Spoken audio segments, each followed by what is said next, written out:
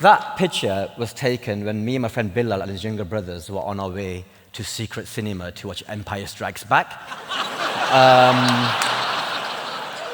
And they give you roles, they give you pre-assigned roles before you get there, and our roles were rebel, so... Nailed it, I think. 72% of respondents to a Comres survey in 2016 agreed that most people in Britain have a negative view of Islam. 72%. I've been forced to think about my identity a lot over the last few years. In March 2015, in a documentary for Channel 4, Trevor Phillips, the former head of the Equality Commission, and all-round not a legend, he concluded that Muslims were not like the rest of the population. We have a problem integrating. He genuinely said that. In December 2016, Dame Louise Casey published a review for the government in which he was also damning on Muslims integrating in Britain. And just last month, January 2018, BBC's Panorama returned to my hometown of Blackburn to let us know that segregation between the Asians, mostly Muslim, and whites had worsened. Now, my initial instinct with people like Trevor Phillips is to get defensive and angry and to issue a fatwa against him.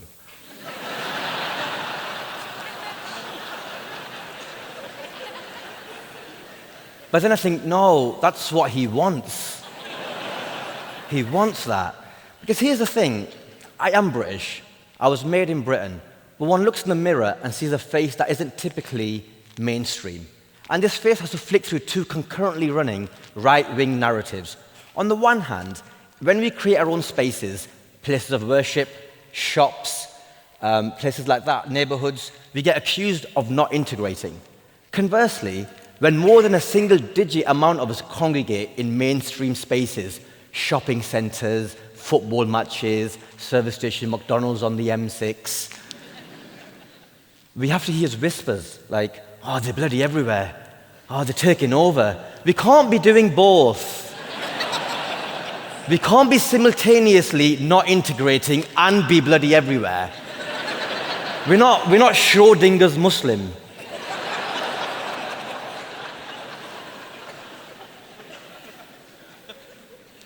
In an Ipsos Mori poll, also in 2016, British respondents said that they thought the Muslim population in Britain was 15%.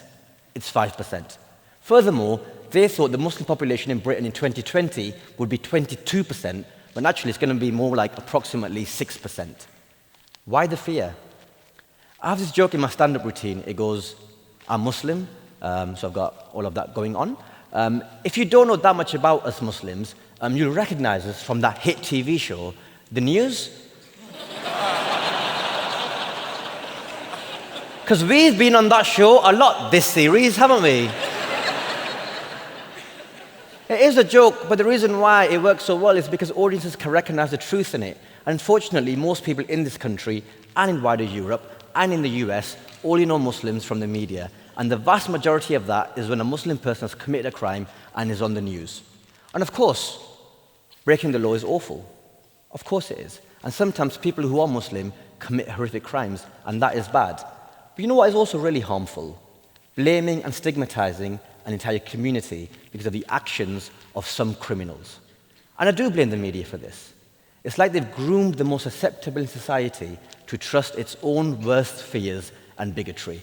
And look, maybe there's no actual evidence of what I'm saying, but I just feel like a harmful narrative is being created by the media, whereby minority groups are collectively judged by their very worst representatives.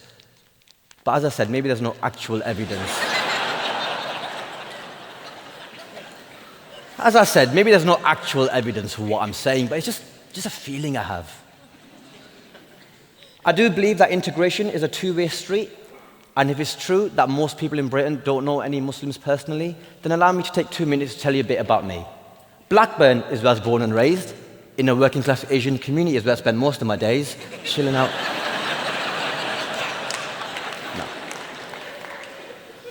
No, but it was the sort of community that was ripe for a documentary about integration. or 2 documentaries, or 3.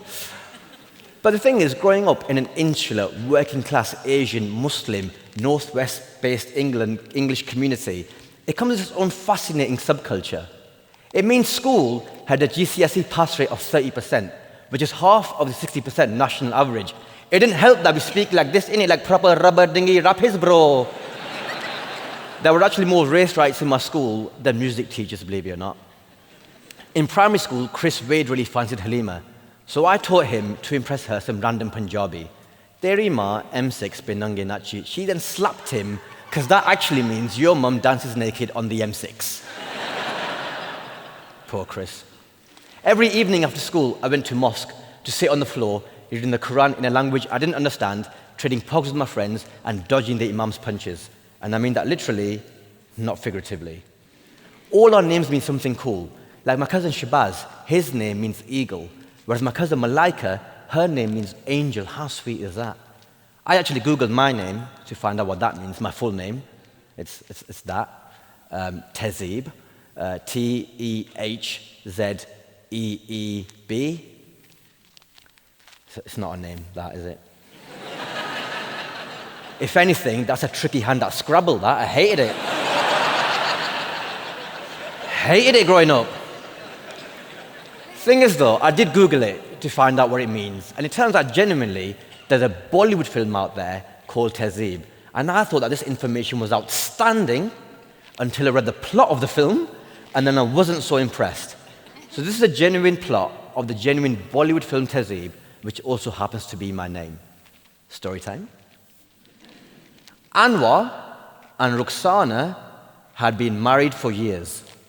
It's quite sweet so far.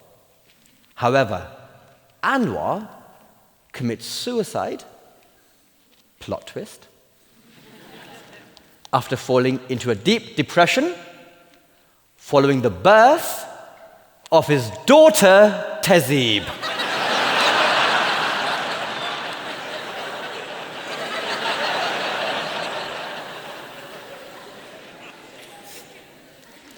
I went to university only weeks after 9/11 and thought, man, if I ace this biochemistry degree, they're going to put me on a bloody watch list. So I just learned to dance instead. We don't drink, but we abuse our lungs with shisha, our arteries with halal meat, and with the face of diabetes because, well, we basically treat desserts like my friend Chris treats a bottle of whiskey, there to be destroyed. I don't drink, which makes going out with certain friends a bit tricky. I did actually go on Chris's stag do, which he had in Benidorm. Have any of you guys ever been to Benidorm? O-M-A.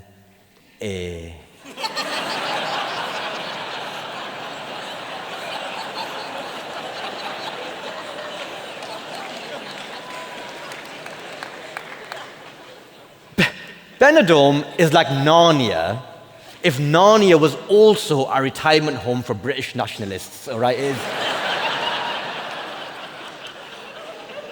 Genuinely, because I don't drink, the whole time I was in Benidorm, I was a bit like, you know that guy who goes to Alton Towers theme park, but just holds the bags and the coats when everyone else goes on the rides? That was what it was like for this guy. I watched a lot of my friends and cousins and family flourish in Blackburn, making a big success for themselves. But I still know more people from Blackburn who've been to prison than who work in the arts. I don't want my niece and nephew growing up in Britain where they get into trouble at school because they tell the teacher they live in a terrorist house, but she hears terrorist house and calls the damn police. That's actually happened to someone.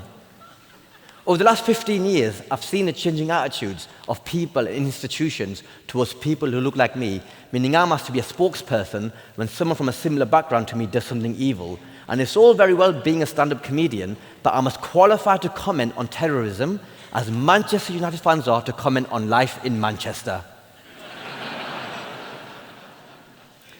Now, a lot of people in here, and watching this maybe somewhere else, they won't recognize a lot of those life experiences. Maybe it's quite unique perspective to them. But all of those things have happened to me living in this country. There is not one homogeneous British identity. British culture and identity is always changing. 65 years ago, this country killed thousands of Mau Mau in Kenya in gulags. We only abolished Section 28, the archaic law that prohibited the promotion of homosexuality in 2003. 2003. And just a short 30 years ago, men in this country thought it was acceptable to have a mullet.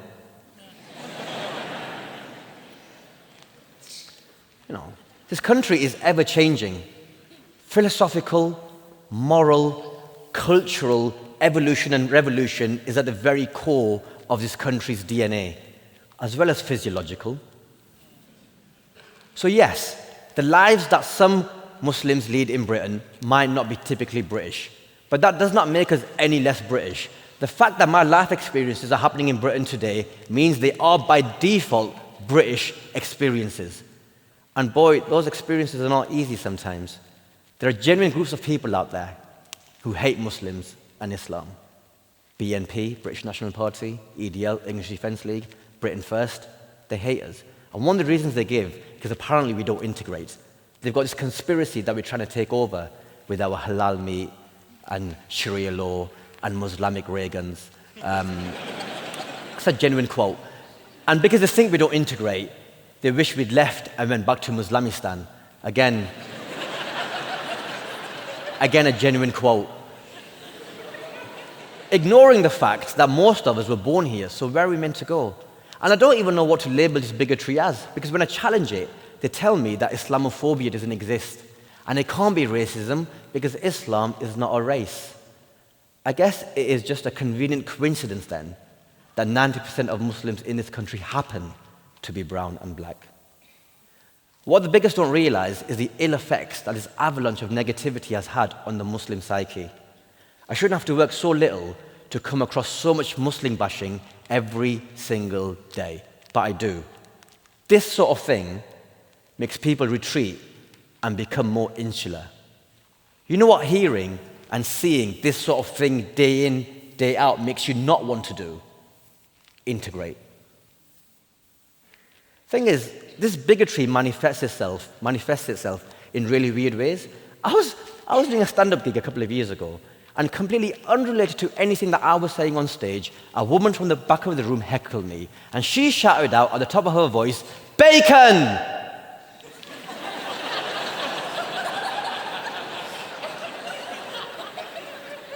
I don't know what she thought was gonna happen. Like, bacon is many things, but what it isn't is Muslim kryptonite. I don't know what she thought was happening. Did she think I was the Wicked Witch of the West? She was Dorothy in this story. The bacon was a metaphorical pail of water. And I'm like, oh, I'm melting. Attack flying monkey Taliban creatures, attack. No. It's not like she's going to Muslim majority countries and they're shouting things at her that are not relevant to her, like, oi, dignity.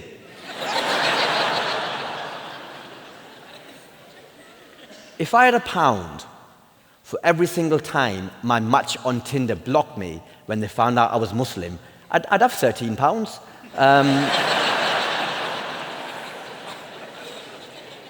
mean, you have to laugh, but I'm tired, man. It makes me weary. I feel like other. Like, here's me. Top 10 university graduate, master's educated, lived for 10 years in gentrified South London, takes his own show to the Edinburgh Fringe Festival, star of a BBC sitcom, pretty well-adjusted British Muslim bowel accounts, and I feel like other. If that's me, then how is a young kid growing up today in an insular community in Bradford or East London feeling? But then I think about other things. And I remember that a couple of years ago, the end of Ramadan coincided with the Edinburgh Fringe Festival. So I was celebrating Eid away from my family for the very first time in my life. And I felt quite lonely. But then, my fellow comics, my friends, they took me out for an Eid meal. And they bought me an Eid cake. And they sang Happy Eid to you. And that is not a thing.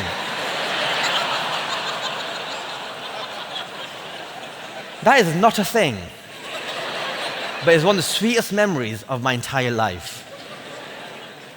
And I think about my granddad, who fought for this country in the Second World War. And after the war, along with thousands of other expats, he came here and helped rebuild it.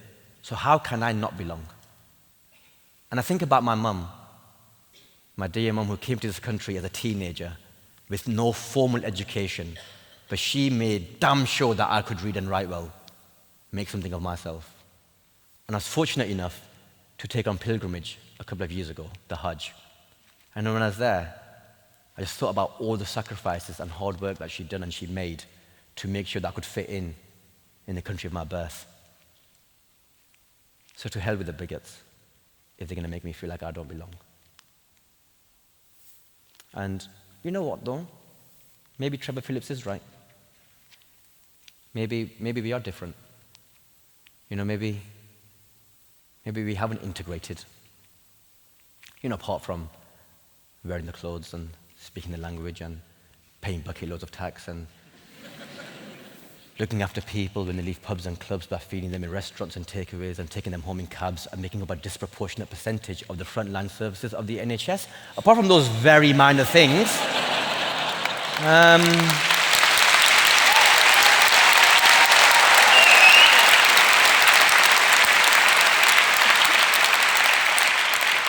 yeah, apart from that, we've made no effort at all.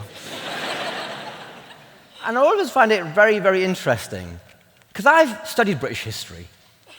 And actually, going to another country, not speaking the language, forcing your customs on others, sticking to your own religion, and making no effort to integrate, is actually the most British thing you can do.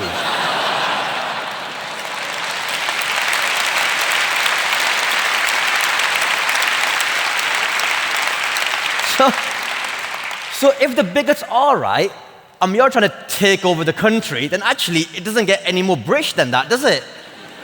And I always find it really ironic that the people who say, well, if you don't like it here, why don't you go somewhere else? They're the people who complain about this country the most.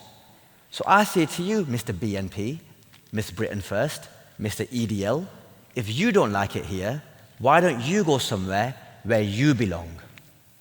Benidorm. Because we ain't going nowhere.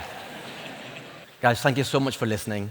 I'm Tez Ilyas. Good night and Allah bless.